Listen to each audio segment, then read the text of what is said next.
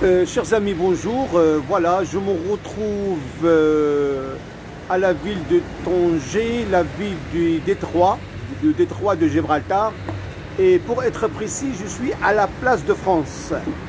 La France qui est un des pays industriels, qui est connu par son industrie, sa recherche, aussi bien le côté universitaire, les universités, la Sorbonne, l'école polytechnique, l'école des mines, l'école centrale, tout ça, ce sont des écoles qui forment les élites et qu'on trouve bien évidemment en France. Et je suis devant le consulat général de France.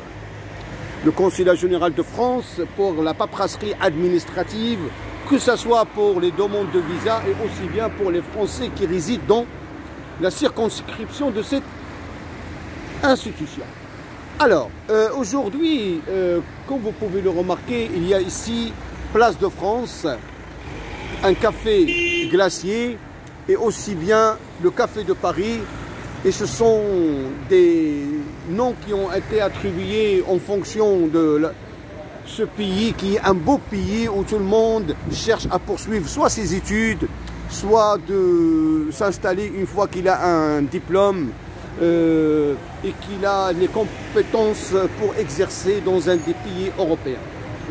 Et ben voilà, il faut reconnaître qu'on est en 2024. Et ben en 1994, étant un étudiant marocain dans les universités françaises, on s'est fait attaquer durement par Charles Pasqua, qui était contre l'immigration et contre l'installation des étudiants étrangers en France.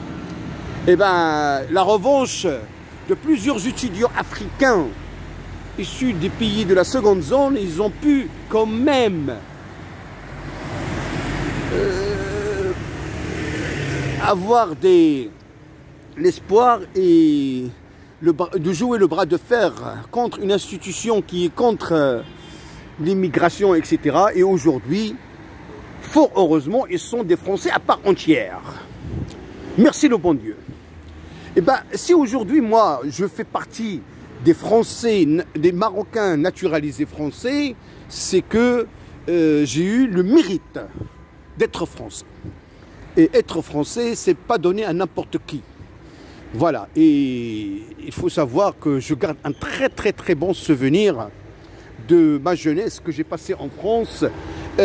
En premier lieu à Marseille pendant 4 ans. Et après, c'est en Lorraine pendant 1 année. Et après, je me suis mis au service de la recherche française dans un des laboratoires de la technologie de pointe à l'école supérieure d'électricité Supélec. Et après, je me suis mis au service de l'éducation nationale pour répondre aux besoins de cette institution dans plusieurs régions épouvantables où personne ne veut y aller. Et entre-temps, je me suis fait naturaliser français et j'ai eu le mérite de passer le concours pour devenir français à part entière. Et j'ai eu, par décret, l'attribution de la nationalité française que j'ai obtenue. Voilà. Je reviendrai vers vous plus tard dans une autre vidéo. Merci, au revoir.